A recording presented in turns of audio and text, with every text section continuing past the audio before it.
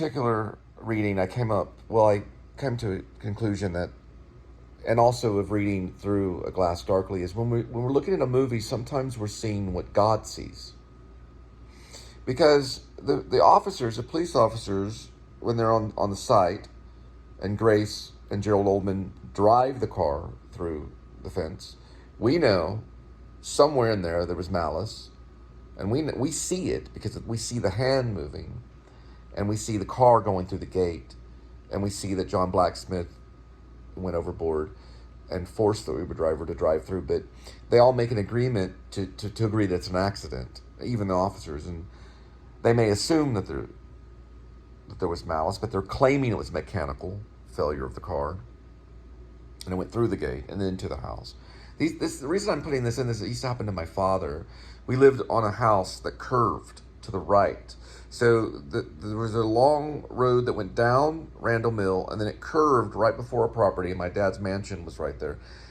And people would go too far. Sometimes they were drunk, or sometimes they were not. And the car would fly through the fence. That must have been why. That is why. That's why. It comes from my life. The car would go through our fence and end up in our front yard, like upside down, or, and the police would come and there'd be reports filed. No one would be arrested. They just hoped that everyone was okay. It never made it to our front door, but it could have. We had a big front lawn. So it would come off Randall Mill and right through the fence. We had, my dad never constructed an iron fence. In this screenplay, there's an iron fence and Grace Lipton's ranch, but we never constructed one. It was always just these pillars, and then he finally put this cheap wood, like you would do for farm, like a farm, like those little X wood things, that go through. He finally constructed one of those. I think now there is an iron gate, and because he sold the property, and now they have like an iron gate. That's why that scene is in there, the breaking through the gate, because we would deal with that as a family. It'd be like a Saturday night, there'd be a truck in our front lawn. And, okay, they didn't slow down for the random. They changed Randall Mill now where it goes straight. But anyway, regardless, when you're seeing a movie, sometimes I think you're looking through the eyes of God, or at least you think you are. But according to 1 Corinthians 13:12, we only see in part. Then shall I know, even as also I am known. I think it states that for now we see through a glass darkly, but then face to face. But then shall I know, even as also I am known. So we're not really ever going to see through the eyes of God, but we at least pretend to, right? I think Mozart once made a statement, or at least the author of the playwright, or the playwright of Amadeus made a statement, and Mozart pointing to the audience saying, "They're God." And that's only what Mozart wanted to believe. Mozart wasn't God, and Mozart couldn't make the audience hear as God hears. I got to go here for a minute. We think that we're seeing through the eyes of God, but we kind of are in a way, because we see the true actions of what the lie is, right? It's about, there's a lie going on at the front door, and we know that they did it with malice, and that they really want to kill this werewolf, and Grace isn't the werewolf, but Rainey may be, It's also an attempt to get at a marriage, how we are in society, how we get frustrated with other people's marriage, and we see and we want to get involved in it in a way. It's totally the scene in it. I feel it's that scene. But we know the truth. The audience knows the truth about what's going on. I forgot what that is in literature. Is that irony? Maybe there's irony. The audience sees one thing, but the real thing is over there.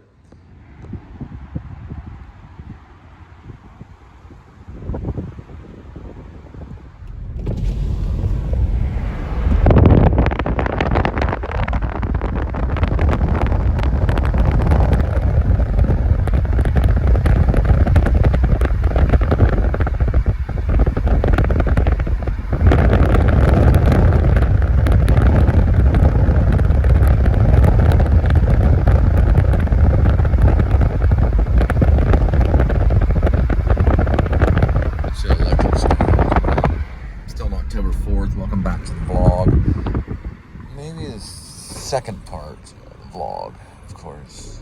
I'm guessing, thinking the house was no more than 1 or 2. Maybe the third part of the vlog. We've got 5, 6, 7, 8, 4 workable days of the vlog, which hopefully we'll dedicate to reading. Total of 5 days until we print it. I haven't printed out a script in a very, very long time. Not even the plays. They were all kept digital. The 3 plays I wrote were all kept digital. They just went on the SoundCloud Studio Theater group, which was my group. I guess I was taking after the one and only Orson Welles, who I did get to play in a play out in Maine at the Center Theater for a commercial when we did The Shadow and Dragnet, which are radio plays. They asked me to play the one and only Orson Welles clown. Regardless of playing Orson Welles and Pinky and the Brain. Pinky and the Brain. Regardless of playing Orson Welles, I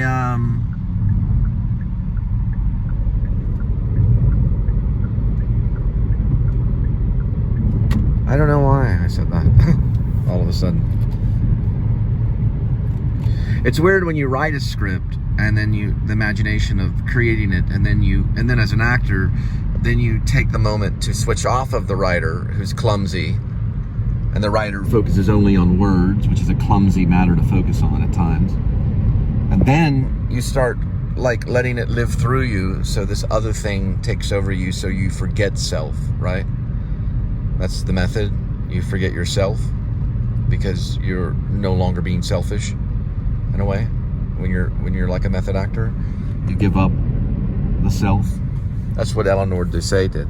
That's what she was known to do in front of the commedia characters who were probably the most selfish people on the planet. And A.D.W.C was giving up herself, not trying to hit these poses, but rather just being there in the moment.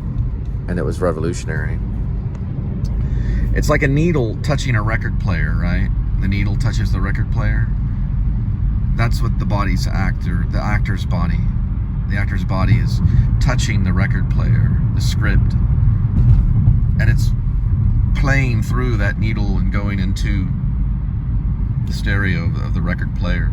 If you ever play an album, as in a vinyl record, the actor is the needle touching the record as a vessel for the music to travel through. You know, for the story ideas, for the reality. And when you become that, it's hard because you lose yourself. There's a psyche thing that goes on. You have to take it that serious or it doesn't work. There's a lightning storm on the horizon. So if I stepped into Grace, then I would go somewhere else. As a writer, I had to relax, sit back, and imagine and come up with this structure, this, you know, almost like creating scenery. And then that's what the playwright kind of does. He sometimes creates scenery. And then you come up with these lines that are going to fit, or at least give the idea to the actor of where they're at in the world and where they're at in the story and where they're at the present moment, right? You know, the vlog. I know that mine comes off as like a home movie. It certainly looks like one. I promise you. It is my life, but we never really, I don't think we can ever really reveal who we are. It goes back to 1 Corinthians 13:12. We only know in part. You know, for now we look through a glass darkly, but then face to face. But then shall I know, even as also I am known.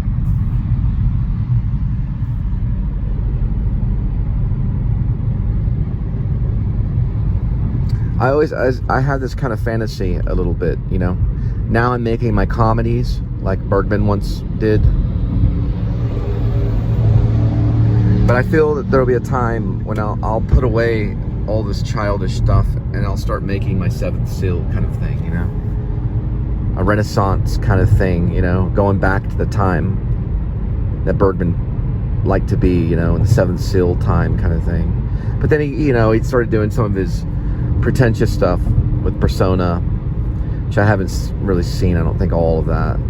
I'm not a Bergman expert, but I do like Seventh Seal and have watched it several times. I used to own it on VHS copy. I don't own it currently though.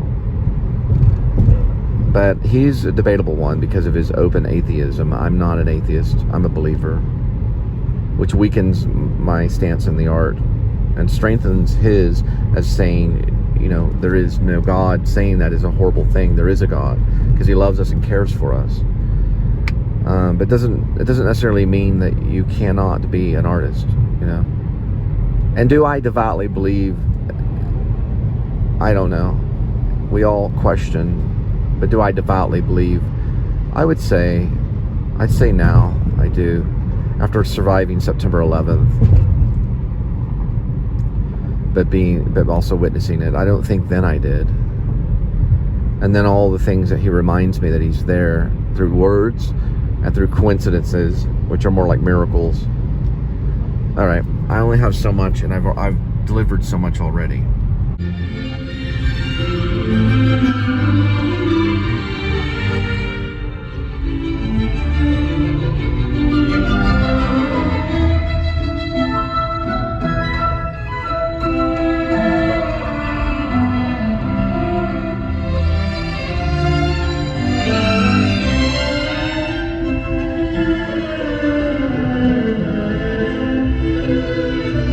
It's not a steakhouse.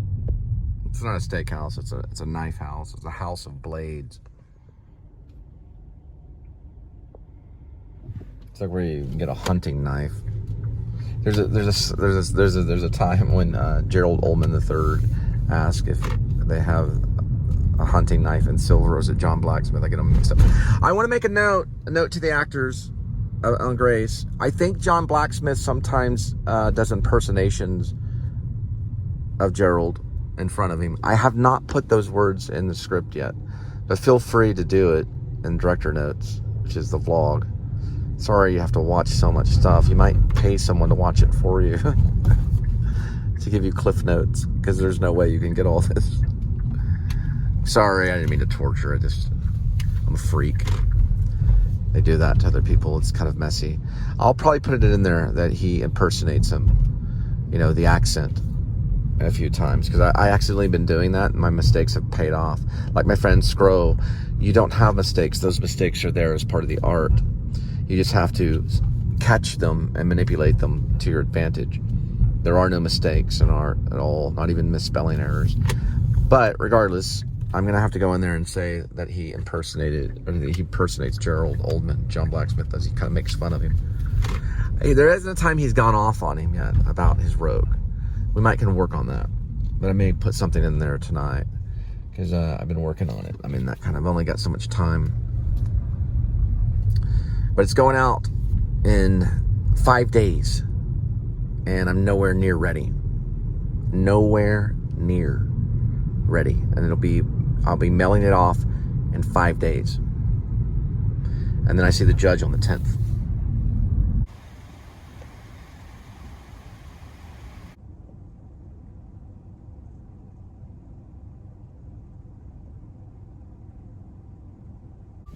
I mean, have a werewolf in Texas would make sense. We're petty people, and, you know, we're kind of stupid. I mean, Genghis Grill is something that we go to on weekends. You can't really see it over there.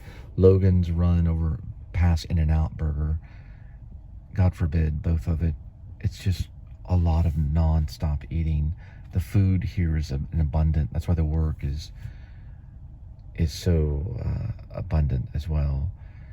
You know, you have a Schlotsky's, a Lowe's, Mama's Pizza's on the other side. I'm right by a Sonic. And over there's Taco Bell. We make sure we have our 3 or 4 square meals because brunch counts. And the food is like a religion here, especially all you can eat. It used to be everywhere. All you can eat was very normal in Texas. It's not as, it's still around. All you can eat barbecue, all you can eat salad bars. COVID killed some of it, right, Kitty? But Texas is just, it's a food work state. A werewolf would come here for sure. You know, they would probably even stop killing. The werewolf would just be too full with all the all-you-can-eat barbecue. This is kind of crazy. Like Jennifer Lawrence coming up to me and saying, you know, I actually think I'm a werewolf, and I sometimes think I'm a werewolf. I don't know. I look at the full moon all the time. I went around with my Samsung 8 when I was delivering Uber Eats, and I was filming the full moon for long periods of time. You know, you fall asleep. You don't know. Things happen. I don't know. I don't think so, but some part of it. You don't really know. I mean, for all we know, Gary Oldman could be a werewolf. I mean, I probably would believe, I walk in the room, and him being Dracula, I would probably pretty much think he's probably both a vampire and a werewolf. At times, it could probably be both. Shape-shifting, it's a shape-shifting curse. I mean, if you could shape-shift into a werewolf and then shape-shift into a vampire, maybe anyone could be, or the whole place could be werewolves. We don't even know. Werewolf in Texas. I thought about calling it that, the Werewolf in Texas. That's probably what the studios would want to call it. They wouldn't want to call it Grace. Lightning striking everywhere. One thing that we're going to have to do, though, is create these, like, fake cameras that have a camera in the center. It's going to help the actors know where to touch the screen, you know? Because it's very hard to mimic, or to, not mimic, but to fake is what I meant to say. It's very hard to do. Well, mimic is also, yeah, the same thing.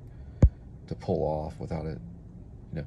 Because what you do with the screen on the phone, because it's our relationship, this movie's about the relationship with the phone, but like, you know, it doesn't come off as the same, you know, when you're touching the phone kind of thing, because you specifically do it. Certain, if you move the phone down. Oh, it stayed on. I heard that there was going to be rain. Yeah, 10 o'clock? Hope we don't get stuck in it. No, we won't. We'll beat it. Okay, love you. I gotta go tinkle, then my food should be ready. Okay, and then we're headed to Walmart? Yeah. Okay, I'm still reading the script. Okay, cool. Okay.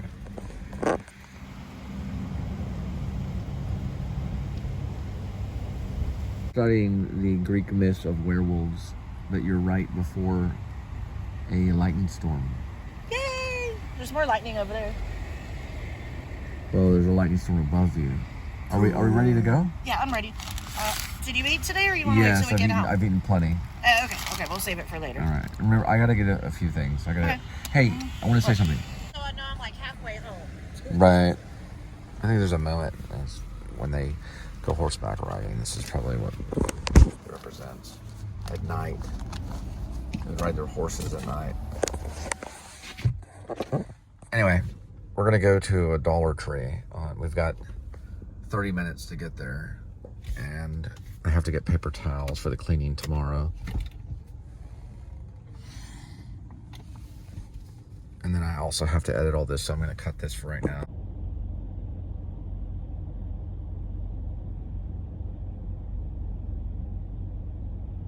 Pontiac's lights are much brighter than the Kia, but I have LED running lights. You rolling the windows down for the storm? Yes.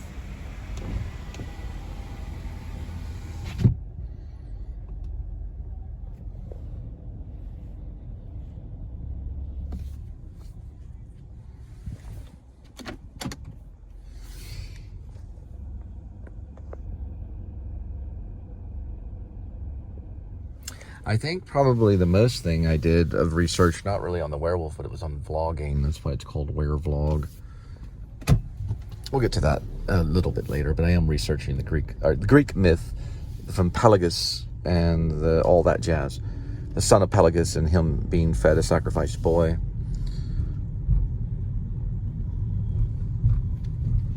Made him mad. Made Zeus, the god Zeus, the Greek myth, made him very mad. Ooh, lightning. Zeus was very mad. So he cursed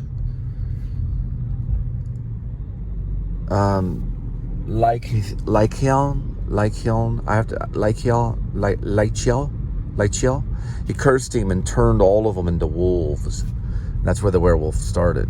It was from Zeus. Commanded them to be wolves. So they became wolves. He was mad. He didn't like that.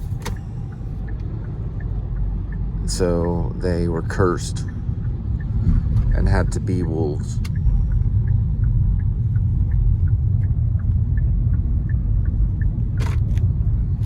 For the remainder of their days. Kind of another story of, yeah, you guessed it, Cain and Abel. Some saw Cain as a werewolf too. I've heard that many times. That Cain became a vagabond, a werewolf, secretly. So the two things that I kind of want to talk about too about werewolf and vampire, right? Sometimes, I think I was reading today, vampire / werewolf, almost like kind of the same thing. The vampire is addicted. It needs the blood. The werewolf could do without. The werewolf kills out of anger only, usually. It's addicted to its own anger. The addiction is within anger. I've heard this about filmmakers being addicted, to anger. The curse of wrath is tied up with the werewolf more so than Dracul. I am Dracul. Dracul, which Gary Oldman would be an expert on, is a shapeshifter to a certain extent. Can go into a bat or a wolf. His was more wrapped up in love. A love he had for something. It was a romantic horror. The romantics. The romantics. I'm missing a word. There's a word in there. I studied this in theater history and stuff. Somewhere in there. It's beyond. Storm and stress is part of both of them. But there's a difference between the werewolf and the vampire. There's definitely a difference between the two. Look at that sky.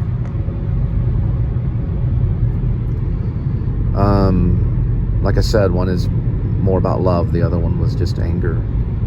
Anger fuels the werewolf, kind of, in a way. But I think maybe also the vampire is in more control of the curse that he has, where the werewolf it's out of its control. So when the moon shines upon him, I guess reminding him of the curse of Zeus, which I guess was through the moon, maybe. Whoa, that was a good one. Major storm coming.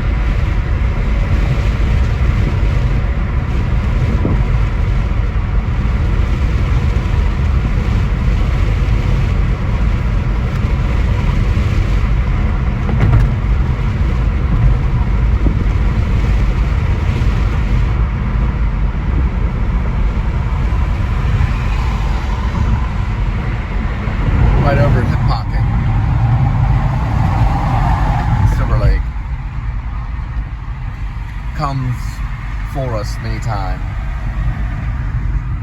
The strange Texas storm. You can feel the wetness in the air, but not a drop has hit the car yet. But it's coming.